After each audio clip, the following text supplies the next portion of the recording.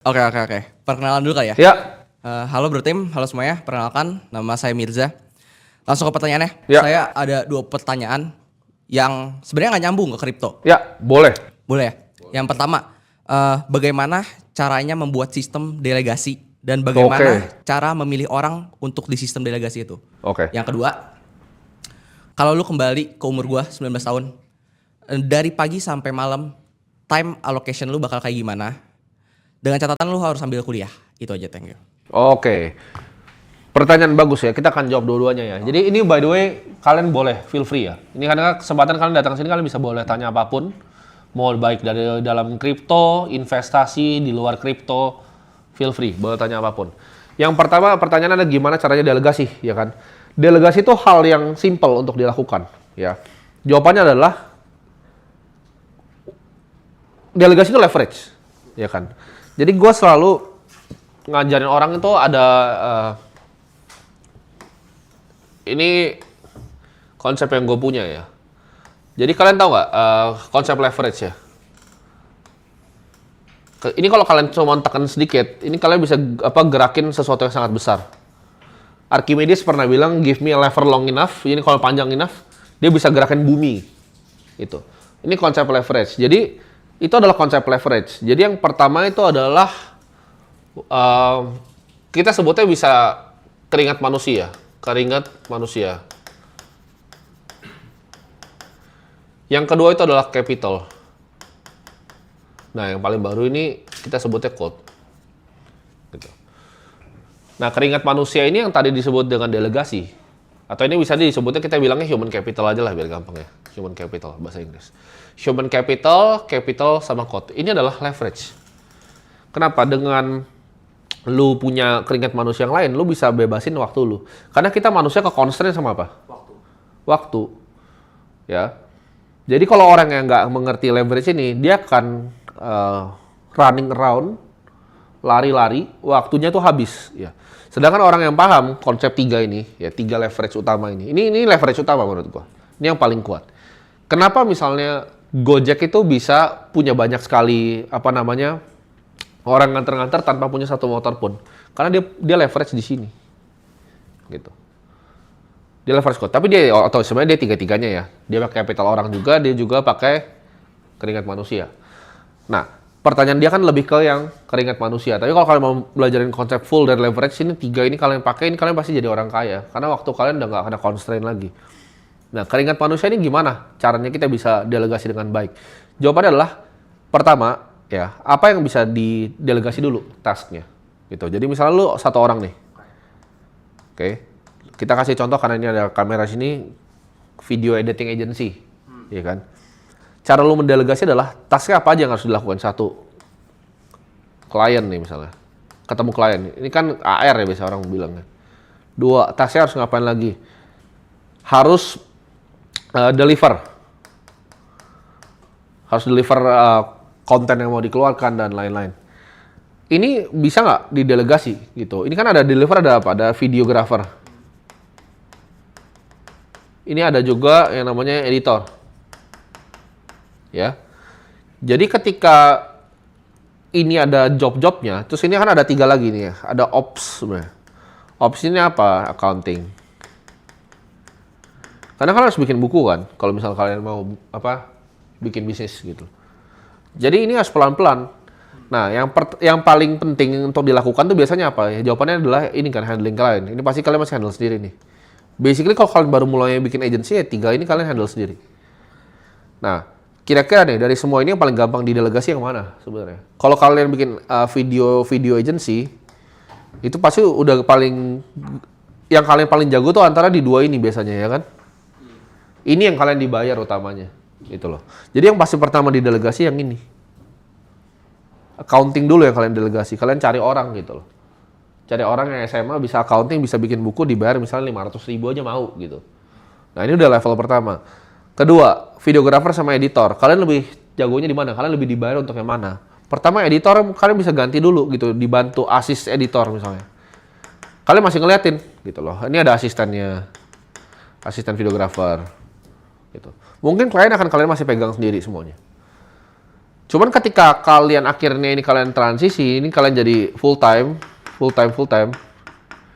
waktu lu akan bisa untuk cuma nyari klien doang. Yang tadinya kliennya 1, itu bisa jadi 10. Karena waktu lu dalam seminggu lu pakai semuanya untuk cari klien. Nah, di sini pun kan kelihatan yang paling highest leverage itu yang mana?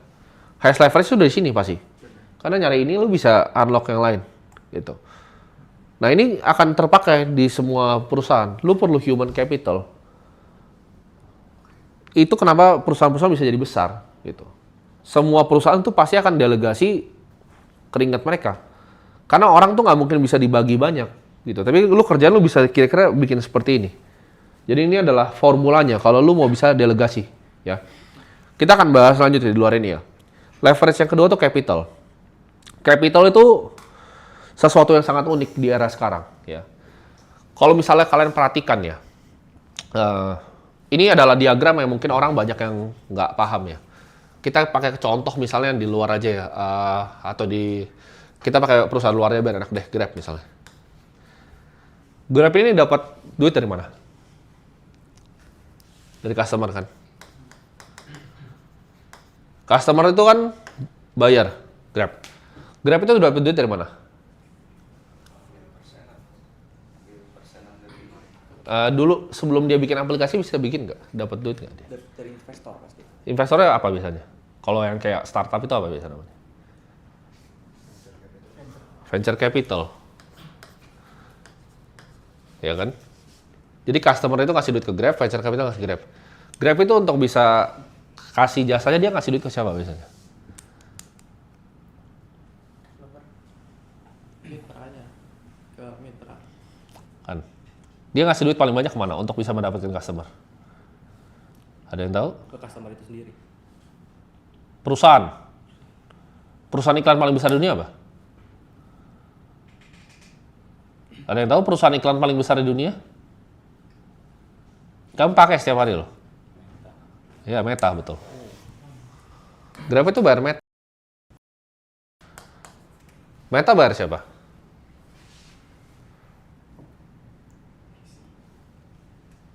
Bayar siapa Meta? Revisi lagi ya. Ultimate beneficiary dari Meta bukan VC. Siapa sekarang?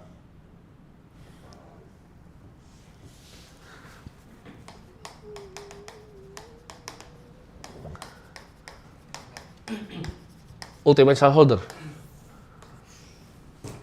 Ini yang pegang paling besar, Norges Bank, Endowment Fund, Harvard, Stanford. Mereka ketika punya funds of funds taruh ke VC. Ini kayak one big giant Ponzi sebenarnya. Ya.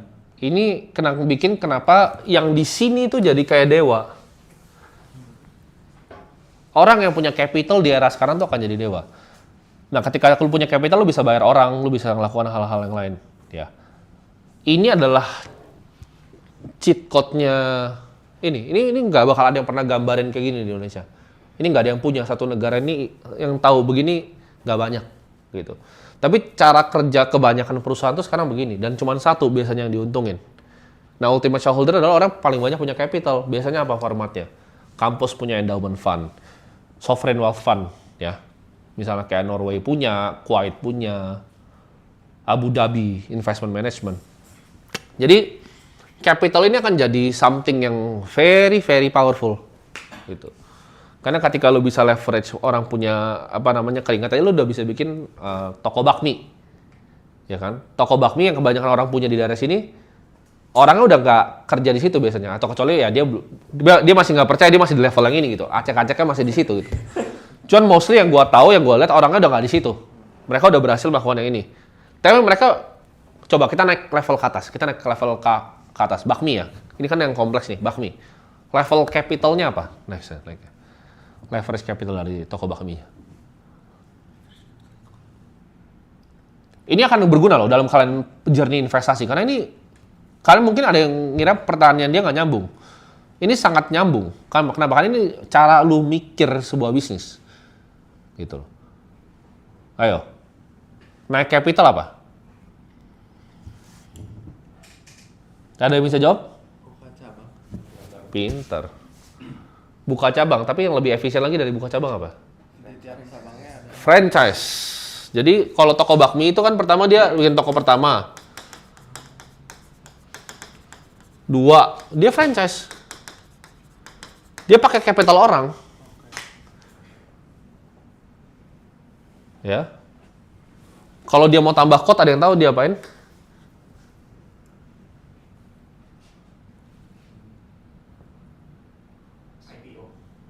Bukan.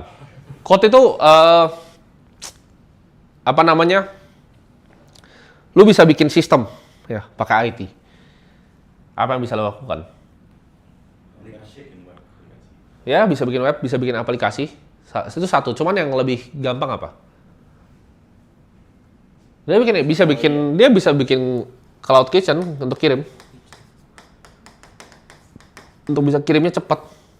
Jadi kalau orang order udah nggak di toko bakminya lagi, dibikin di satu cloud kitchen besar, dia distribusin. Ada nggak yang manfaatin tiga-tiga? Atau dia develop sistem, di mana orang datang nih, ditanyain sama di depannya, nama, nomor teleponnya, next time dia bikin CRM. Atau misalnya CRM. Yuk makan di sini, ada promo ini, dan lain-lain. Pakai sistem dia, ngejar customer. Nah yang bisa unlock 3 ini jadi apa?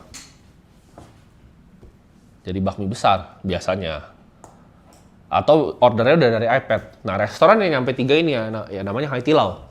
Kalian silahkan cek valuasi berapa. Semuanya all by system dia. Kalian nggak akan ketemu Haitilau itu berbeda karena sistemnya sangat canggih gitu loh. Mereka cuma taruh kuah, daging lu masak sendiri situ. Itu semua pasti jadi standar gitu.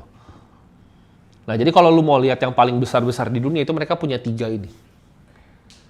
Lu bisa unlock ini, lu bisa bikin bisnis yang luar biasa besar. Gitu. Ya ini juga, in a way Grab juga manfaatin semuanya gitu loh. Uber juga sama. Uber itu bisa manfaatin semuanya. Jadi antara orang punya keringat, lu bisa manfaatin capital, lu harus bisa manfaatin codingan. Capital itu lu ketika lu bisa manfaatin, capital tuh leverage-nya unlimited. Ya. Leverage dari capital tuh unlimited. Kenapa? Karena tadi dengan dunia yang selalu membenefitkan ultimate shareholder, yang kerja di sini tuh bisa jadi orang-orang paling pintar di dunia loh, tapi yang paling untung tetap di sini, karena dia yang nembak di sininya. Ini yang masuk di seed series A, ini yang nembak sini dan dibayar lagi dividennya dari yang paling besarnya sini, atau capital gain. Jadi ini peta dari uang, kira-kira gitu. Dunia ini nggak adil, gitu. Ketika contoh ya,